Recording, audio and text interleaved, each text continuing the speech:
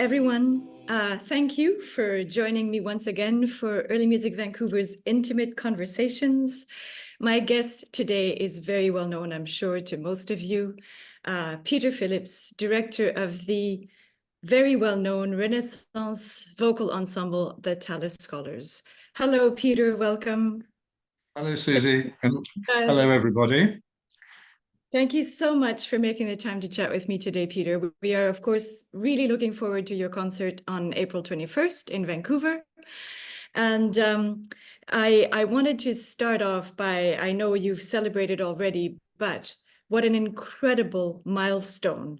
50 years of the Tallis Scholars last year in 2023.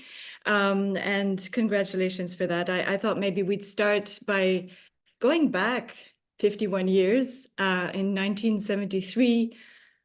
Do you remember what the repertoire of that first concert was that you did? Actually, I do, because it became quite famous in our sort of annals that we couldn't actually sing it. I chose music that was too difficult. I've hardly ever done that again since, but in those days we were arrogant young folk and we thought we could sight read anything. You know, the English can sight read, so I got a copy of an Ockeghem Mass. I think it was his Missa Lom Arme out, and said that we were going to sing the whole Mass. Well, we just couldn't. We could only get as far as the end of the Gloria before I realized we couldn't actually put this into the concert. So that was one of the pieces. And another much more sort of standard piece was a Mass by Victoria, the Missa O Magnum Mysterium, I think it was. It was much more easily sight readable. Easier, yes. I mean, yes, unforgettable, of course. But since then, you've gone on to do absolutely incredible things. And what's really, I think, very special when I look at the trajectory of your life and your career and Tallis Scholars is that, you know, in this age when people are trying to be more diverse and to do music that spans 400 years, even in one single concert, you really, really focused on Renaissance polyphony for, you know, most of, except perhaps for the commissions that are coming in recently. So yeah. What was That's it? right. What was it about this music? What was your first encounter with it? What was the love about? Well, the first encounter was at school. And in fact, we in a competition at school, we did Victoria's Magnum Mysterium motet. So I was sort of plugged into the Victoria world right from the beginning. But that's sort of irrelevant in a way. I didn't want to do what everybody else was doing. And everybody else was doing Bach and Handel and Baroque music.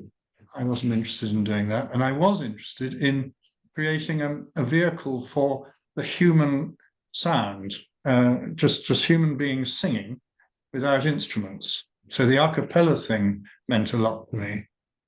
And so we got going. I had this ideal sound in my head. So I had, before we even started, actually, I sort of pieced it together, but I didn't hear it until well into the first 10 years or so. And then I realized I was actually aiming for a sound that was so beautiful, no one could resist it. That was the plan. And the music I applied it to was also some of the best music that's ever been written. So I wasn't interested in putting it into a church service. I wanted to do it in a secular situation and convince people that this was a repertoire that was as good as any, you know, put it alongside a string quartet or a piano recital or something, and just acknowledge that it's very great music. And also that it has to be sung really well, actually. I mean, like string quartet, professional string quartet, would expect to play absolutely top of the tree. I mean, you don't go to a string quartet recital that's out of tune or out of time. So I aimed for the same spec with my singers. Yes. So picked them very, very carefully, I imagine, over the years as well. Yeah, it's not easy to decide that, but somehow we have got there. What were the qualities that you looked for in a singer mainly to sing this music well?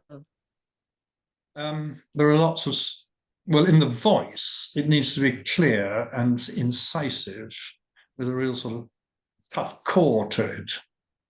But on the edge, it's flexible and subtle and seductive, actually. I think we want to draw people in through the sound that these singers make. and sort of fascinate them on the surface, and then they're drawn in, and then they can understand or hear all that's going on in the music underneath, which can be extremely complicated. But you don't need to worry about the complication. Just listen to it. Let it just flow over you. The mathematics will come to you in due course if you're interested. But the sound is the first thing. And that's the same for the audience, really, isn't it? I mean, it's just... Yeah, well, I'm talking about the audience. Yeah, okay, but I'm also thinking that it's almost the same, you know, in a way.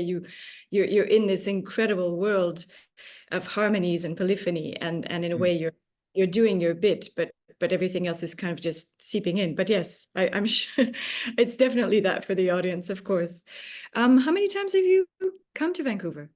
Well, it's funny you should ask me that, because I wrote it all down on this piece of paper so I could tell you. And this is our 13th concert in Vancouver. Our first was in 1988. So I wonder how many of your people were there that day, in St Andrew's Wesley Church. We sang in there 3 times. Then we sang 4 times in the Orpheum Theatre. And I seem to remember that was some of the largest crowds we've ever had anywhere in the world. And Well, it's a vast hall. It's 2,800 seats. So yes, yeah, that's right. But I remember 3,000 is the absolute world max. So that was very, very close. And then after that, we've sung already 6 times in the Chan Centre. So this will be our 7th. wonderful. It is a beautiful hall, you know. Yeah, no, I remember it very well. I remember the back. I always remember the backstage area best, because it's, that's the bit that looks different. And fantastic hall, very Yes. very nice. Yes, I think for the voices, it'll be just beautiful, beautiful in there. St Andrew's Wesley is also wonderful, but we just can put more people in the Chan Centre, so more people can enjoy the concert. So anyway, looking forward. That's the idea.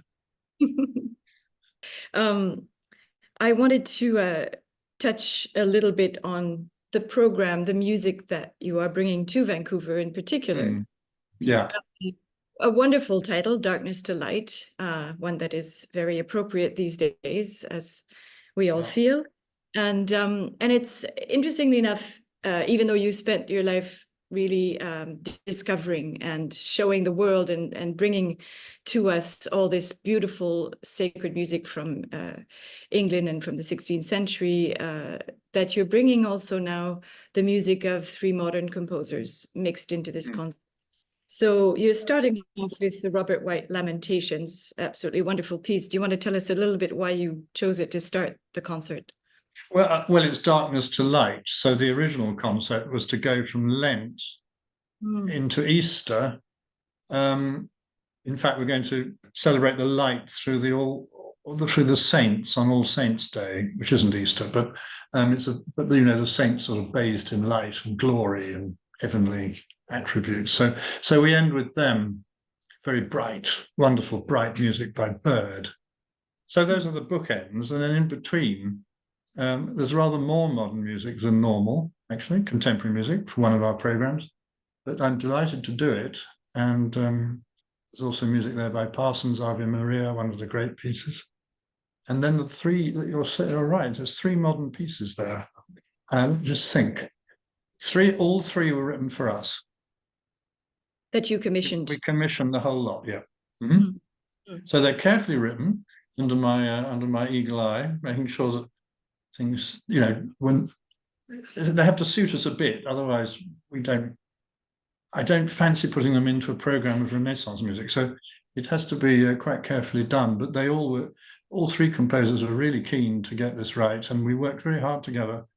Eric Whittaker wrote his piece for us for the 40th anniversary year, so it's now 10 years old.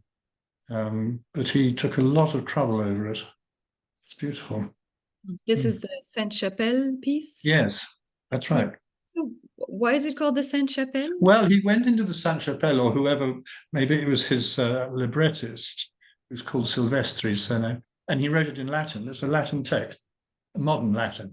And he went into the Sainte-Chapelle and looked at the stained glass windows, which in Paris, it's exceptionally beautiful. Wonderful colours and lovely design. And there's an angel there. He caught his attention, and it's to do with what the angel is singing into the building. Wow. Lovely concept. Uh-huh. Sanctus, Sanctus, Sanctus, this angel sings. Mm. Wonderful.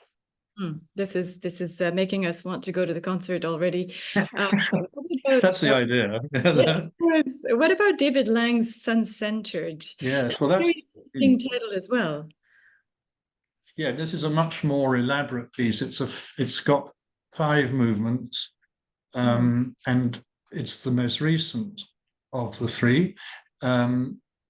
We commissioned it to go with Brumel's Earthquake Mass, which we're not singing for you, in fact. But so we're going to sing the Lang straight through, and it's to do with Galileo's discovery of that everyone misunderstood what was going on in the heavens, that the Earth goes round the sun. And the church authorities is now very well known. The church authorities didn't like this revision of their long-held belief that we were the center of everything.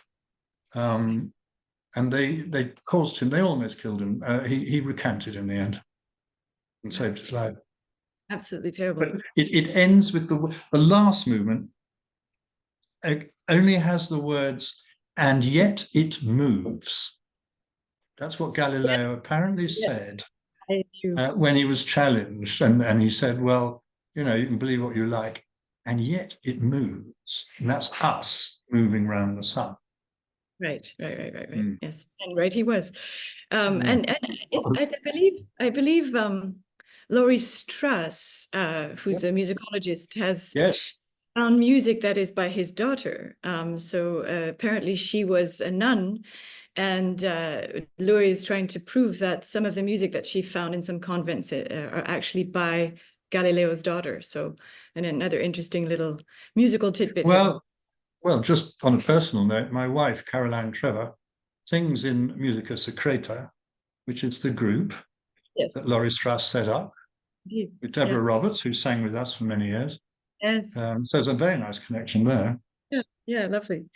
And then just one quick word perhaps on the Nico Muhly piece. Of course, Nico Muhly's music has been heard in Vancouver quite recently, and I'm just thinking, what about that piece, Recordare Domine, which is also, I think, on a Lamentations text. Is that correct? Yes, that's right. And it ends spectacularly well with the repetition of the words Jerusalem, Jerusalem, convertere ad Dominum Deum tuum. Return to the Lord your God, referring to Jerusalem, but he really is a very special piece of music. I've actually just been editing, we've just recorded it, and I've just been editing the tape, so I've got it in my head. Oh, this is interesting. So is this a new recording that has more modern music, or what is the... No, this is entirely Nico's music.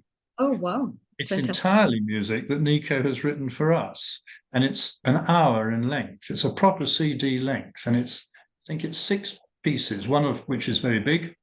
This is sort of medium sized, and then there are 2 short pieces, but fantastic.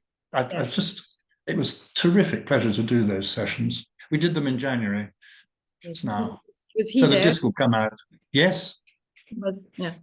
We look forward to that. So is that coming out on Gimel as well, on your record? Yes. Yeah. That's another milestone that we should mention, that you started your own recording company, quite a while ago now, let's say. Well, yeah, we started it in 1980. All right. So 40 some well, years. You can do the sums. Amazing. And why? Because that's a lot of work to do your own. I mean, I know, I can imagine. Yeah, well, it's a lot of work trying to get major record companies to do what you want them to do. I mean, they never, they just do their own thing. They ignore you. It became absolutely impossible. I'm so glad we had nothing whatever to do with all those majors. You couldn't have recorded as many masses and as many motets as you have, of course. Otherwise, you would have 65 discs. Yes. If we'd been with EMI, it would have been sort of 10, and that sequence would have finished 20 years ago. Yes, and then you would have been asked Bach motets many times. Not that they're fantastic. I love them, but yeah, you were doing something else, very important, something else. I also just wanted to touch a little bit on touring life, because you'll be on tour, of course, coming to us. That's right. April 21st. I'll just mention 3 p.m. for everybody, April 21st at the Chan Center. And where is the tour? Is that a very large tour for you in North America at the time, or are you Yes, going? it is. It's 11 concerts. You're towards the end. I think you might be right at the end. And we start in Dartmouth, New Hampshire, something like that. We're singing in Carnegie Hall. This is the program we're doing in Carnegie, because Carnegie actually contributed to the commission of the David Lang piece. I see. That's one of this, and we haven't sung it to them yet. So this is a big opportunity. Oh, so the David Lang's quite recent. Yes, it was last year. Oh, I see. Oh, that's exciting. Wonderful. Yeah, So, no, it was. That's okay. right. You haven't recorded it either, that one. It's not a recording. We haven't, though there are negotiations in train. It's a 25-minute piece, so I don't know how these things work now, but I mean, if you want to make a disc, you used to have to make an hour. So someone's got to write some more or something. I don't know. Something to go with it, yes, of course. Or maybe they will last with it. Who knows? But just speaking of touring, I just wanted to mention something that I read somewhere in an interview that you talked about. Of course, Tallis Scholars have toured everywhere in Australia, North America, South America, Europe, of course, but you also went to Antarctica because you felt the penguins could hear. We never got there. Oh, you never got there. I'm so sorry. I thought that was extraordinary, and I'm sure it was would a brilliant idea. It was said somewhere that we toured on every continent except Antarctica. So I said, well, all right, obviously, we should go to Antarctica. But it turned out to be impractical. I see. Well, I'm sorry. I'm really sorry about that. I wish. I mean, I can't make it up now. No. Have you been there yourself personally to Antarctica? I haven't actually. No. I wish it on you, and perhaps someday you can do some Renaissance music. I think that's gone. I mean, where would we have done it? You know, just there are a few buildings there, but they're not very big, and there's no one to come and hear you except the penguins and some scientists. Yes. Maybe some tourists. Who knows? It would have been fun. It was meant to be a documentary film, but no one would pay for it. So no, didn't happen. Just any other wonderful plans coming for the Tallis Scholars, or apart from the Nico Muli recording, of course? Well, our next concert is in Shanghai. Before we come to you, we're doing a 8 or 10 concert tour of the Far East, and it starts in Shanghai, and I'm going on Sunday. So that's very much in my mind at the moment. Conditions in China being difficult. Yes. And possible.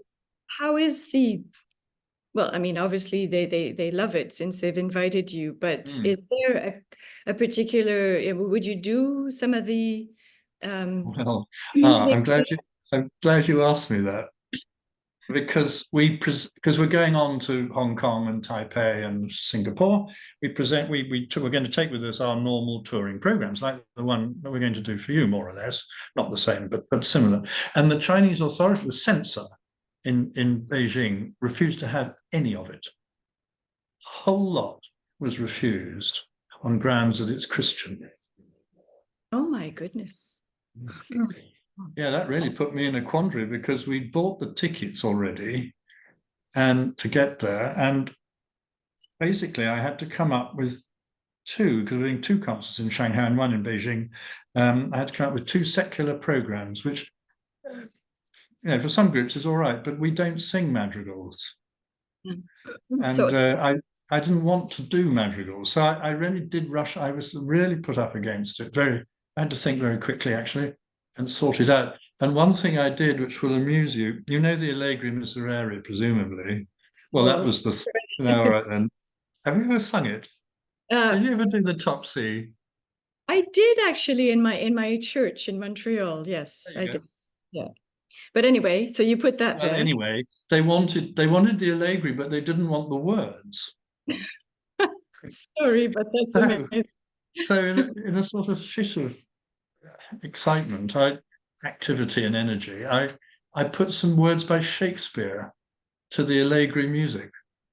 Wow, that's really intriguing. I know, not that I'll bet you they don't know whether it's Shakespeare or a psalm, whether it's Latin or English. Anyway, That's what they're going to get. They're going to get Fear No More, the Heat of the Sun from Cymbeline, and it's going to be sung to the Allegri Miserere music. That's brilliant. I And I'll really let you know when we meet in April how it went. yes, please. And I'd love to hear that version someday. You know, it would change it up a little bit because we hear it so much the other Well, way. exactly. I mean, actually, I think it's rather a good idea, to be honest. Yeah. Anyway, I've had an edition made of it so that we can all get it right, and I can pass it on to anybody else who wants it. And contrafacta is definitely a very authentic thing. So There you wonderful. go. One last thing before I let you go, I'm curious, do you know if you'll be traveling with CDs? Because our audience really loves to buy CDs. Yes. That would be Yeah. wonderful. Okay. I will Well, bring as many as I can. That's a slightly loaded remark because they're heavy, but I will bring as many as I possibly can. right, wonderful. So everybody, you're invited, of course, to come to this fantastic concert with the Tallis Scholars on April 21st at 3 p.m. at the Chan Center, where we will also reveal our next season, and also our summer festival concerts. So it'll be a wonderful, it's the last concerts of our season, Peter. We couldn't think of what else to put after the Tallis Scholars. So we're ending or closing our season with you. We really Right, well, that's lovely. and so have a wonderful trip to the Far East. Yes, And thank you. in a few weeks, Try in to survive it in good shape, you know. yes. Yeah. Thank you. Thank you for your Thank you time. very much, Susie. Lovely to see you. Yes. Looking forward. Bye bye. Bye bye.